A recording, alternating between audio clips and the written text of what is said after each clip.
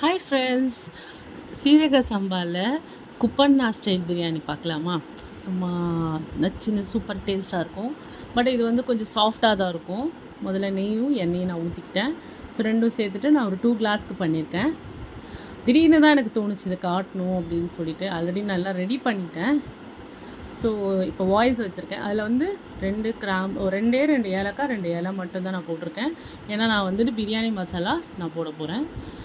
So onion 200 grams onion, அது நல்லா வதக்கிக்கலாம் நெய்யோட. ஸோ கொஞ்சம் நல்லா வதக்குனதுக்கப்புறம் தான் நம்ம என்ன போட போகிறோம். இதுக்கு நடுவில் இதில் என்ன பண்ணியிருக்கேன்னா, சிக்கனை வந்து தயிர், இஞ்சி பூண்டு பேஸ்ட்டு, கொஞ்சம் காஷ்மீர் சில்லி எல்லாம் போட்டு உப்பு போட்டு ஒரு 1 ஹவர் ஊற வச்சுருக்கேன்.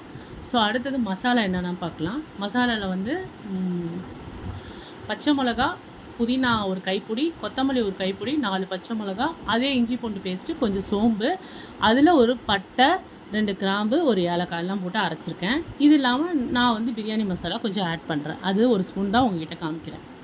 அடுத்தது சீரக சம்பா அரிசியை 2 கிளாஸு, ஸோ 3 கிளாஸ் தண்ணி ஊற்றி 1க்கு 1 1/2 கிளாஸ் அளவுக்கு ஊற வச்சுருக்கேன். வெங்காயம் நல்லா வதங்கிடுச்சு.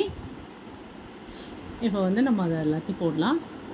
வெங்காயம் வந்து 200 கிராம், தக்காளி 150 கிராம். ஸோ சின்ன தக்காளி, ஒரு மீடியம் சைஸ் தக்காளி 2 தக்காளி போடுறேன். கேஷ்யூ முதலே தாளிக்கும் போது போட மறந்துட்டேன். ஸோ இப்போ போட்டுக்கிறேன். நல்லா வதக்கிக்கலாம். தக்காளி 150 கிராம்ஸ். நான் என்னென்ன அரைச்சேன்னு ஆல்ரெடி சொல்லிட்டேன். பச்சை மிளகா, புதினா, கொத்தமல்லி, பட்டை 2, கிராம்பு 2, ஒரு ஏலக்காய், 4 பச்சை மிளகா. ஞாபகம் இருக்குங்களா? ஸோ கொஞ்சம் உப்பு. இப்போ எல்லாத்தையும் இதெல்லாம் போட்டு நல்லா வதக்கிக்கலாம். யூஷுவல் பிரியாணியோட இது வந்து குப்பண்ணா பிரியாணி எல்லாருக்கும் தெரியும், அந்த டேஸ்ட்டில் இருக்கும்.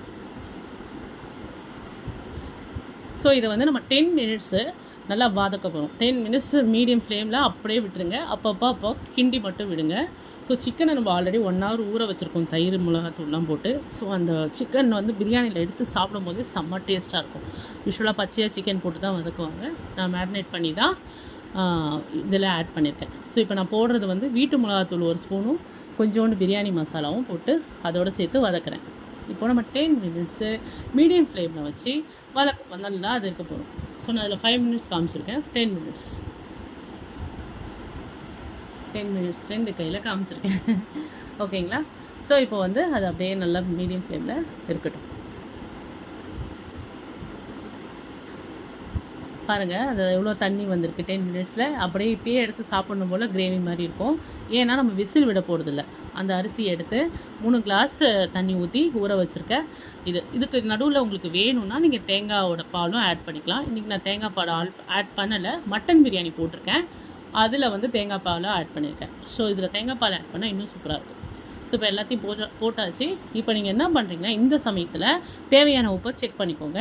லெமனும் நான் ஆல்ரெடி பச்சை தண்ணியில் போட்டேன். ஸோ இப்போ இந்த இதில் காட்டணுன்றதுனால லெமன் காட்டுறேன். நான் தண்ணியில் ரைஸ் ஊற வைக்கும் போதே ஒரு 1/2 லெமன் அதில் போட்டு வச்சுட்டேன். இந்த சமயத்தில் நீங்கள் உப்பை டேஸ்ட் பண்ணிவிட்டு தேவையான உப்பை போட்டு மூடிடுங்க. விசில் போட்டுருங்க. ஃபுல் ஃப்ளேமை ஃபுல்லாக ஸ்லோ பண்ணிவிடுங்க. ஸ்லோ பண்ணிவிட்டு ஒன்லி 15 மினிட்ஸ் வச்சுட்டு ஆஃப் பண்ணுங்கள். 15 மினிட்ஸ்க்கு அப்புறம் ஒரு 15 மினிட்ஸு திறந்துட்டு பாருங்கள். ஸோ பிரியாணி ரெடி ஆகிடும். 15 நிமிஷம் இந்த ஆஃப் பண்ணதுக்கப்புறம் 15 நிமிஷம் ஃப்ரீயாக விட்டுருங்க. அப்புறம் எடுத்து பாருங்கள். இது வந்து சீரக சம்பான்றனால கொஞ்சம் ஆறின உடனே தான் பொலன்னு வரும். பிஃபோர் தட் வராது. ஏன்னா அது ஒரு மாதிரி ஒட்டனை மாதிரி தான் இருக்கும். கொஞ்சம் நேரத்தில் அது நல்லா சாப்பிடும்போது நல்லா சூப்பராகிடும். அதோட சிக்கன் 65ம் ராய்த்தாவும் வச்சு இன்றைக்கி நாங்கள் சண்டே ஸ்பெஷல் பண்ணோம். So this is my Kuppanna biryani. Try பண்ணுங்கள், கமெண்ட் பண்ணுங்கள், ப்ளீஸ் சப்ஸ்கிரைப் பண்ணுங்கள். Enjoy your life. Take care. Bye bye. சுத்தமாக அடி பிடிக்கவே பிடிக்கல, அதுதான் இதோட டிப்ஸு. ரொம்ப டேஸ்டியாக இருக்கும். நார்மல் பிரியாணி மாதிரி இல்லாமல் குப்பண்ணா பிரியாணி டேஸ்ட் பண்ணி பாருங்கள், சீரக சம்பாவில்.